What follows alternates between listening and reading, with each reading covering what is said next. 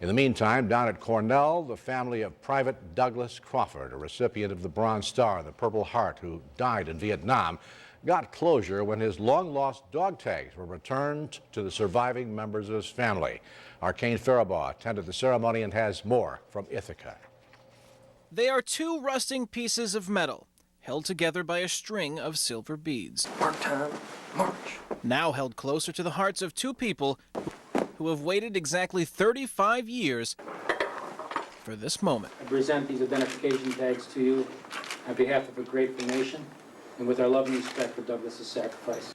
They belong to Private Douglas Crawford from Bayshore, Long Island. Drafted into the Army to fight in Vietnam, Crawford died when North Vietnamese forces overran his artillery base on February 23, 1971. I was a little kid. He was my big brother, you know, and so he was my hero. If you look at my brother's face in his high school portrait, you see a young man who just was looking forward to the rest of his life. A life cut short that also cut a hole in his family's heart. The tags mean to them that no mistake was made all those years ago, that the body they laid to rest actually was Douglas's. That represents specific identification. And so there was always this anxiety and question in his mind. And so the fact that they've been uncovered is an opportunity for closure.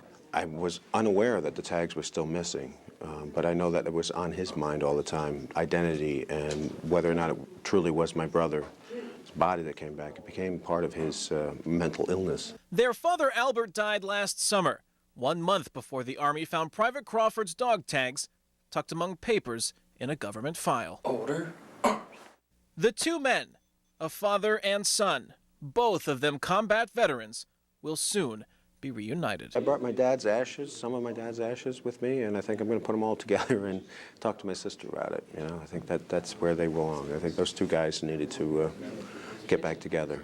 There is also a footnote to this story worth mentioning here. Much of what is known about the battle that killed Private Crawford on February 23, 1971, was reported by another person also serving in the military in Vietnam.